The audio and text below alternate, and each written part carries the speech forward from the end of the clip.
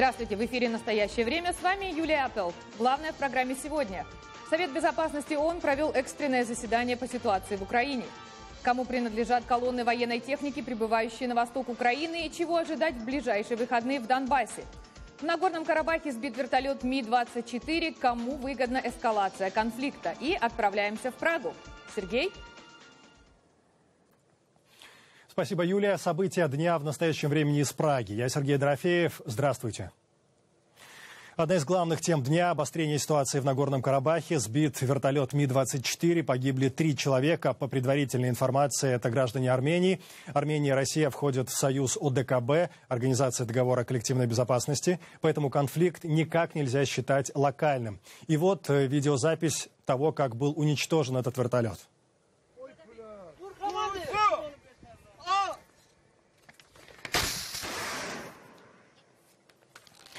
Минобороны Азербайджана утверждает, что Ми-24 вооруженных сил Армении пытался атаковать позиции азербайджанских войск, в результате чего и был уничтожен.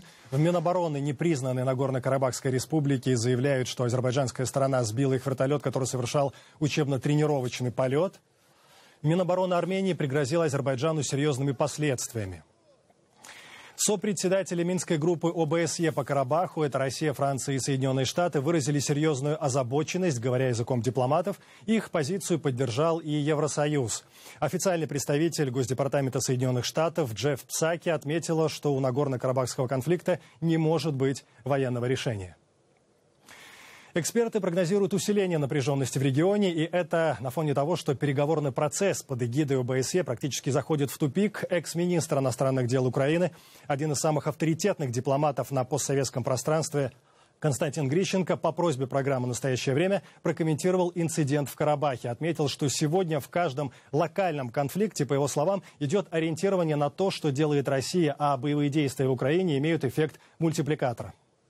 Прошедшие после Второй мировой войны политические процессы позволили в течение многих десятилетий сохранять и мир, и сохранять определенную стабильность и прогнозированность политических процессов. Сейчас эта ситуация разрушена, и в каждом из локальных конфликтов начинают ориентироваться на то, что делает и позволяет себе делать Россия. Поэтому деструктивное действие Российской Федерации в отношении Украины имеет как раз эффект мультипликатора. Мультипликатора, который может привести к колоссальным жертвам. И говоря о возможном влиянии Кремля на ситуацию в регионе, в интервью с Константином Грищенко я вспомнил информацию о готовности России подписывать договор о более тесном сотрудничестве с Осетией и Абхазией. Это, понятным делом, усилит напряженность в отношениях между Грузией и самопровозглашенными республиками. Вот что я услышал далее. Естественно, что все эти договора они не имеют никакого смысла, поскольку они подписываются с образованиями, которые не являются субъектами международного права. Ни в классическом, ни в современном понимании этого слова. Можно подписывать все, что угодно, с кем угодно, но если только ты это признаешь в качестве международно-правового инструмента, то он не имеющий никакого значения с самого начала. И также мы связались со специалистом по проблемам на Кавказе независимой международной организации «Ресурсы примирения» Зигфридом Вебером. Мы попросили поделиться своим видением дальнейшего развития событий в Нагорном Карабахе. Последние события показали, что особенной позитивной перспективы у нас нет, потому что, как кажется, что случилось уже в этом августе, все-таки ситуация продолжается быть очень напряженная, и стороны, кажется, не готовы менять свою позицию в том плане, что там не будут солдат, там не будут вооруженные силы, техника и так далее. Так что милитаризация идет впереди. И еще из новостей дня. Президент Армении Серж Саргсян с рабочим визитом прибыл в Нагорный Карабах. Визит в рамках оперативно-штабных учений вооруженных сил Армении и Карабаха под названием «Единство-2014». Президент посетит ряд воинских частей, ознакомится с боеготовностью вооруженных сил. Это программа «Настоящее время». Спасибо, что смотрите. По ту сторону океана сегодня говорят о последних событиях в Украине. Вашингтон. Юлия, мы ждем от вас подробностей. Да, президент США Барак Обама призвал Россию уважать сентябрьское соглашение о прекращении огня, заключенное между Киевом и пророссийскими сепаратистами на востоке Украины. Об этом Обама заявил Владимиру Путину во время их неформальных бесед на саммите в Пекине. Развитие событий в Восточной Украине прокомментировала и представитель Госдепартамента Джен Псаки. Генерал Бридлов сообщил, что его ведомство также наблюдает развитие ситуации, о котором сообщила ОБСЕ, о прибытии крупного военного конвоя с российской бронетехникой на передовую линию конфликта в последние несколько дней. Очевидно, что мы хотели бы сохранения перемирия. Однако то, что мы видим сегодня, это грубое нарушение Минских соглашений России и ее ставленниками. Между тем, накануне в Нью-Йорке прошло экстренное заседание Совета безопасности ООН, в очередной раз посвященное ситуации в Украине. Экстренность объяснялась сообщениями НАТО о том, что Россия вновь стягивает свои войска на востоке Украины, и колонны российской техники пересекают границу. Россия устами своего представителя в ООН эти сообщения назвала пропагандистской фальшивкой, оправдывающей массовую мобилизацию, которую проводит Киев. Однако участники заседания, за исключением Китая, подвергли Москву резкой критике, а постоянный представитель США в ООН Саманта Пауэр заявила, что Россия направляет через границу все больше живой силы и техники. Россия брала на себя обязательства, но никогда не выполняла их. На переговорах Россия обсуждала план мирного урегулирования, но потом систематически на каждом шагу пренебрегала его положениями. Россия говорит о мире, но продолжает подпитывать войну. В Киеве тем временем заявляют о необходимости заручиться общей единой позицией мирового демократического сообщества для установления мира на востоке страны. Об этом на заседании правительства заявил премьер-министр Украины Арсений Яценюк. И с нами на связи наш нью-йоркский корреспондент Виктория Купчинецкая. Она как раз находится там, где регулярно встречаются друг с другом представители мирового сообщества в ООН. Виктория внимательно следила и за ходом экстренного заседания Совета безопасности. Вика, Россию раскритиковали практически в унисон, но вот можно ли говорить о единой позиции в той трактовке, которую предлагает Киев, или вообще о каком-то единстве в подходах к решению украинского вопроса? Юлия, я думаю, что с точки зрения Организации Объединенных Наций, в контексте Организации Объединенных Наций, да, можно говорить о каком-то едином подходе и о единстве международного сообщества в осуждении действий Российской Федерации на востоке Украины. На вчерашнем заседании мы знаем, что в Совете Безопасности 15 членов, 5 постоянных, 10 непостоянных. Буквально все члены Совета Безопасности, за исключением, конечно, России и Китая, выразили осуждение действиям России. И российский представитель находился на этом заседании, если можно так сказать, в гордом одиночестве. Ему приходилось отражать словесные удары, которые сыпались на него со всех сторон. И даже чиновники Организации Объединенных Наций косвенным образом осудили Россию. Помощник генерального секретаря ООН по политическим вопросам указал на то, что невозможно охранять украино-российскую границу, и сказал о том, что ОБСЕ отмечает передвижение техники с востока на запад. Представитель Великобритании заявил о том, что Россия не уважает целостность Украины. Представительница Литвы сказала, что Россия уже давно ведет такую тихую войну против Украины. И даже верный союзник России, Китай, мы знаем, что в последнее время Китай и Россия заключили ряд очень важных соглашений. Даже Китай продолжал придерживаться вот такого нейтралитета и напрямую не поддержал Россию. Мы знаем, что этот Совет Безопасности был создан по инициативе Соединенных Штатов. Соединенные Штаты и Евросоюз, европейские страны очень обеспокоены возможной эскалацией конфликта на востоке Украины тем, что, очевидно, не соблюдается соглашение о прекращении огня, заключенное в начале сентября. Если эскалация действительно будет происходить, это является серьезной угрозой для безопасности Европы, всей Европы. И поэтому было проведено это экстренное заседание Совета Безопасности. Вика, короткий еще вопрос. А возможно ли какие-то резолюции Совета Безопасности? Ведь Россия может ветировать любую из них, если Москву текст не устроит. Да, совершенно верно, Юлия.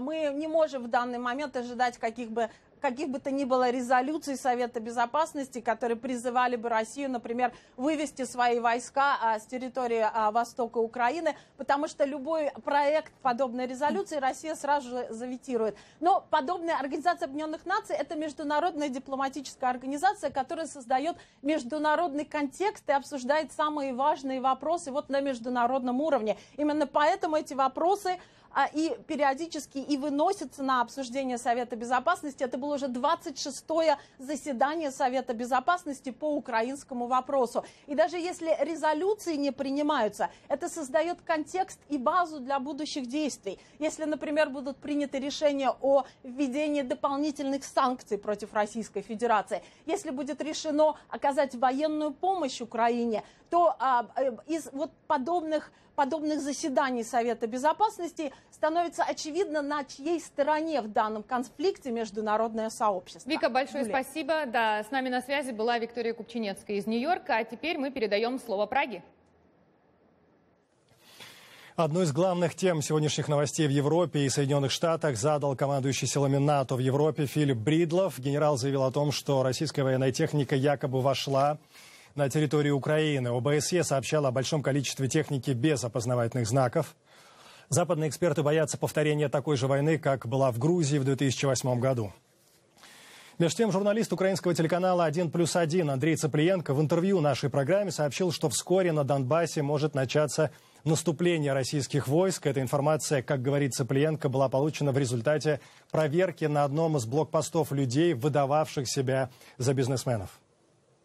Вчера мы были свидетелями очень интересной ситуации на блокпосту, когда задержали группу из 3 человек, которые представились бизнесменами. Они вызвали подозрение у спецподразделения МВД, и начинается разговор, в ходе которого выяснили, что у них есть еще 2 телефона, спрятанных в машине. Они нашли эти телефоны, нашли там очень интересные контакты, и дальше бойцы спецподразделения позвонили по этим телефонам, представившись от имени блокпоста ополченцев, очень убедительно сыграли этих ополченцев. После чего стали приходить звонки. Определили, что 3 основных источника этих звонков. Оплот, казачество, некий полевой командир Белый и, собственно говоря, батальон Кальмас. Вот в процессе разговора все эти 3 источника напомнили бойцам украинского спецподразделения, которых они считали, естественно, боевиками, напомнили о приказе о наступлении. Отмечу, подтверждения этой информации из других источников пока нет. В Москве сообщения НАТО о переброске своих танков и БТРов в Украину отрицают. И вот у меня в руках реакция Минобороны России. За регулярным сотрясением брюссельского воздуха о якобы присутствии российских вооруженных сил в Украине не было и нет никаких фактов. Это была цитата генерал-майора Игоря Коношенкова. Тем временем 7-й так называемый гуманитарный конвой из России въедет на Донбасс уже завтра. В составе конвоя 82 грузовика. Об этом сообщают в МИД России, отмечая при этом 625 тонн груза. Это электрооборудование, питание, медикаменты и горючее. В МИД Украины заявляют, что конвои нарушают законодательство страны, так как российская сторона не передает груз Международному Красному Кресту. Мы связались с губернатором Донецкой области Александром Кихтенко. На сегодняшний день ситуация в Донецком регионе очень сложная. Практически граница украинской властью не контролируется. И через границу спокойно завозится гуманитарный груз, который не проверяется, что завозится сюда на территорию, что вывозится. Практически украинская власть не знает. То, что и воюют против украинской армии российские танки, самоходные установки, ракетные системы залпового огня, это все есть, это подтвержденный факт. Каждый день гибнут люди, военные и гражданские, как с той стороны, так и с другой стороны. Из зоны конфликта только что вернулся американский журналист, корреспондент Vice News Симон Островский. По его словам, обстановка на Донбассе заметно накалилась в последние дни. Вот буквально сегодня прилетели из Донбасса. Скажите, что вы там видели? Как обстоят вообще дела в регионе? Ну, такое ощущение там, что обстановка накаляется, потому что каждый день мы видим военные конвои, которые едут с востока в сторону Донецка и заезжают в город. То есть практически невозможно выехать из Донецка и поехать восточным направлением и не наткнуться на какой-нибудь огромнейший военный конвой с новыми какими-нибудь танками или градами, или боеприпасами.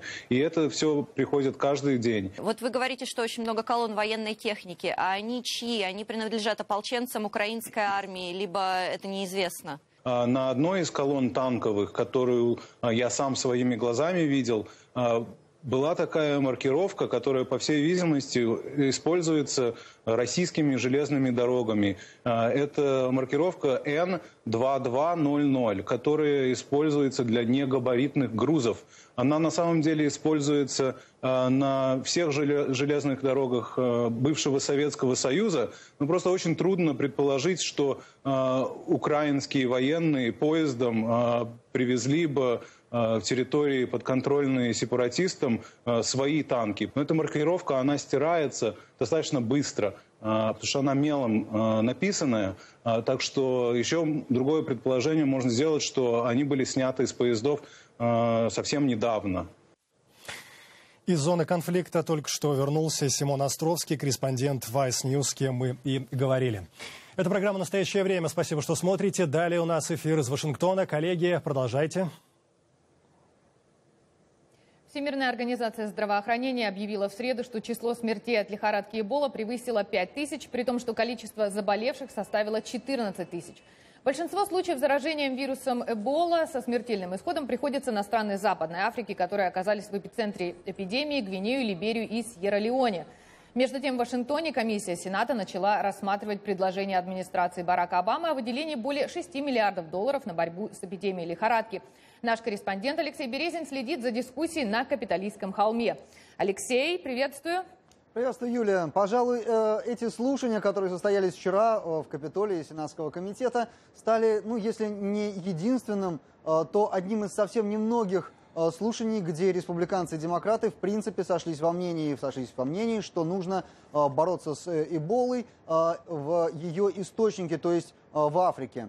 Рассматривается вопрос о выделении $6,2 миллиардов на эту борьбу. При этом 4 миллиарда будут даны Государственному департаменту на развитие средств для борьбы с Эболой за пределами Соединенных Штатов и тренировки персонала.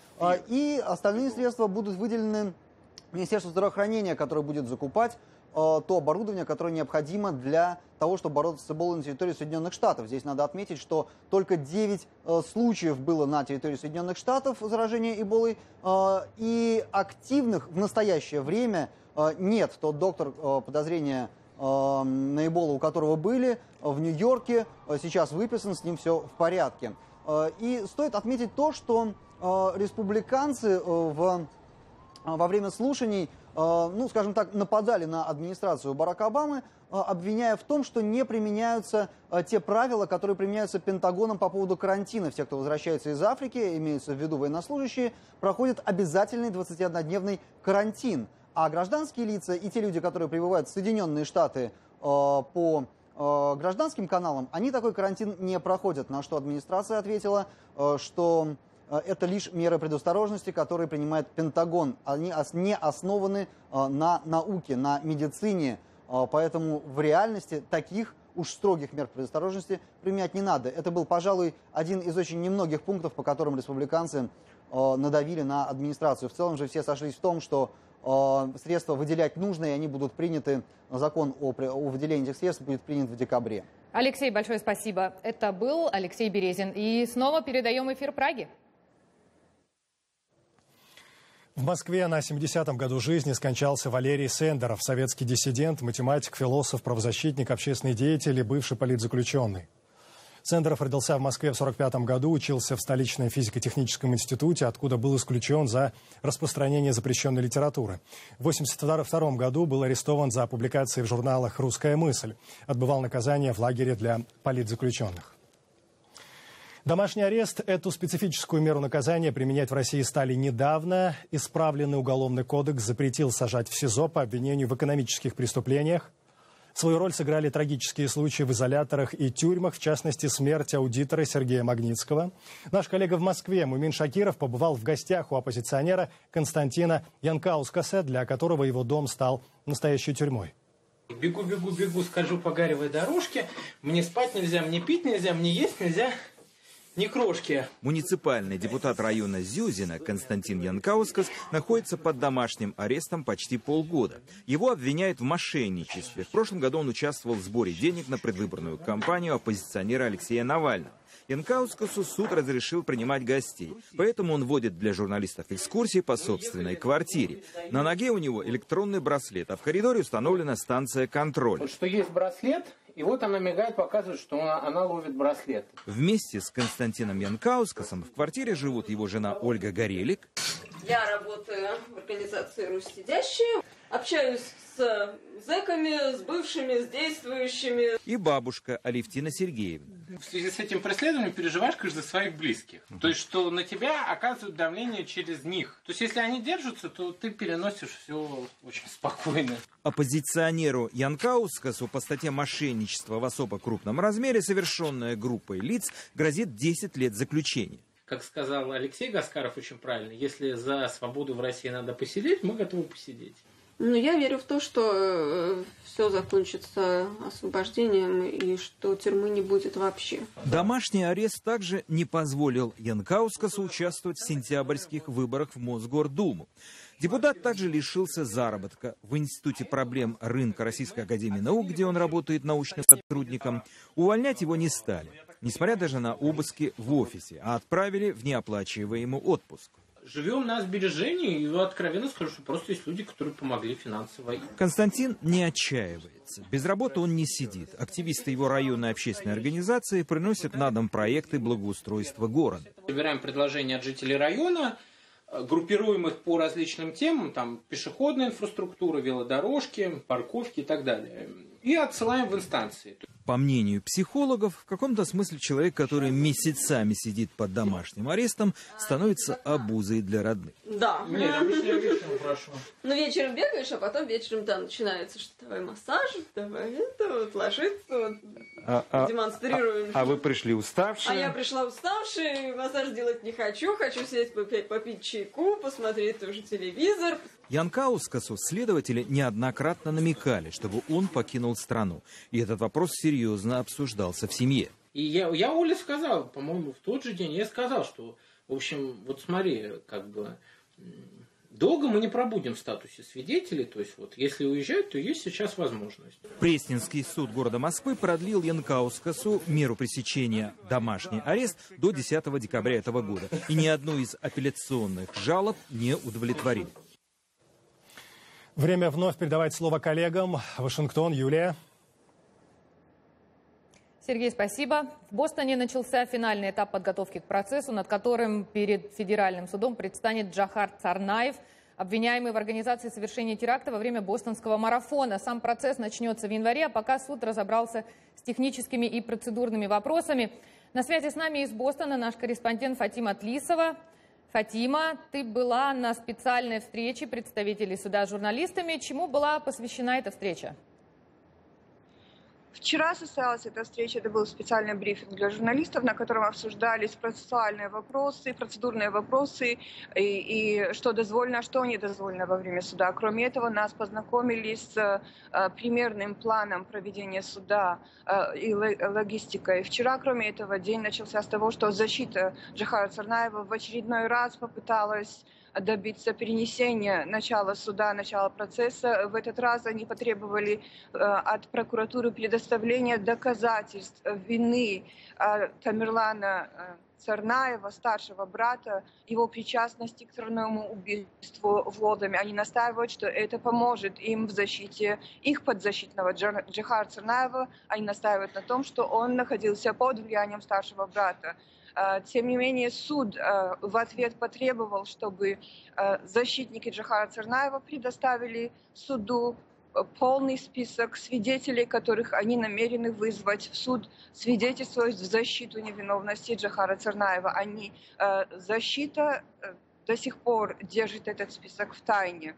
Но теперь они будут обязаны его представить. 5 января суд начнет отбор присяжных. Первоначальный список состоял из 35 тысяч человек. Сейчас это 1000 человек, из которых будет отобрана основная группа 12 присяжных и запасная группа 12 присяжных. Люди не имеют права отказаться без уважительных причин. Они будут обязаны. И главная интрига здесь заключается в том, что Массачусетс – это штат, где запрещена смертная казнь. Однако дело Царнаева будет слушаться федеральным судом. Поэтому люди, которые станут присяжными заседателями, они имеют будут нести огромную нагрузку моральную, потому что они могут быть в конце концов поставлены перед выбором о вынесении смертного приговора. Сам Джохар Царнаев предстанет перед судом для последнего предсудебного ознакомления с тем же, с логистикой и с процессом суда 18 декабря. Юля?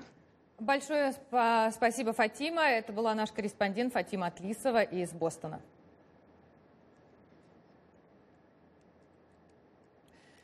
«Рига и другие города мира» – так называется совместный проект двух латвийских художников Алексея Наумовса и Кристопса Заринша. Они путешествуют по миру, рисуют местные достопримечательности от Риги до Гонконга, от Парижа до Нью-Йорка. Одна их работа станет теперь частью постоянной коллекции Вашингтонского здания имени Рональда Рейгана. Александр Панов и Дмитрий Шахов с подробностями.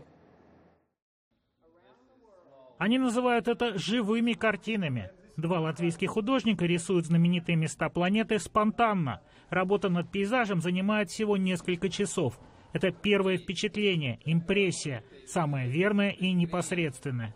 Проект стал возможен благодаря поддержке Европейского Союза. Это Рига. В этом году Рига объявлена культурной столицей ЕС, а в 2015-м небольшая Латвия, где проживает меньше 2 миллионов человек, станет председателем Евросоюза. Мы пишем и Америку, и Европу, и это такие города, которые, такие... Венеция, Париж, Рига, естественно. И сейчас первая выставка была в Нью-Йорке, галерея 128. Потом здесь 2 выставки было в Вашингтоне. И сейчас вот только что открыли выставки в Майами-Бич.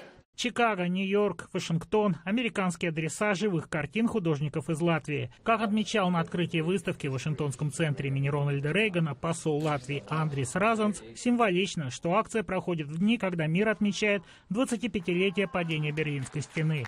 Четверть века назад художник Наумовс был очевидцем событий в Берлине. Такое было чудо, это фактически, то есть сказал, что никогда этого не может быть.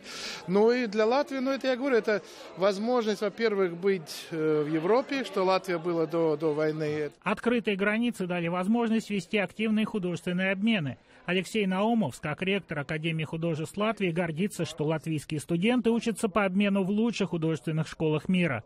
Картину, на которой изображено здание центра имени Рональда Рейгана, второе по величине федеральное здание Вашингтона, рисовали сразу 2 художника. Наумовс и Кристопс Заринш провели тонкую розовую линию в середине, и каждый писал свою часть. Художники признаются, что они далеки от политики, но слышали о планах российских властей защищать большой русский мир и права русскоязычного населения, притесняемого в других странах. Насколько этот вопрос остро стоит в Латвии? Но иногда, когда меня спрашивают, есть ли такие притязания на то самое, я говорю, Наумов, ректор Академии художеств. Это такой ответ. Совместная картина латвийских художников станет постоянной частью экспозиции Международного торгового центра в здании имени Рональда Рейгана. Мы гордимся, что наше здание стало художественным объектом. Поверьте, мы найдем для этой картины достойное место. Александр Панов, Дмитрий Шахов, Вашингтон. Сепаратисты? Ополченцы. Агитация и пропаганда. Человек. Государство. Эмбарго на поставку. Покупайте свое и порядок. Как разобраться? Все события дня в новом телевизионном проекте «Настоящее время». На сегодня все. Вы смотрели программу «Настоящее время», которую для вас подготовили «Голос Америки» из Вашингтона и «Радио Свобода» из Праги. Смотрите нас, читайте на сайте currenttime.tv. Сергей, до встречи в следующем эфире. До встречи. Мы благодарим коллег в Вашингтоне, всех наших зрителей. Смотрите нас в социальных сетях и в эфире своих национальных телеканалов. Но «Настоящее время» вновь наступит уже завтра вечером. Я Сергей Дорофеев. Всего доброго. Увидимся.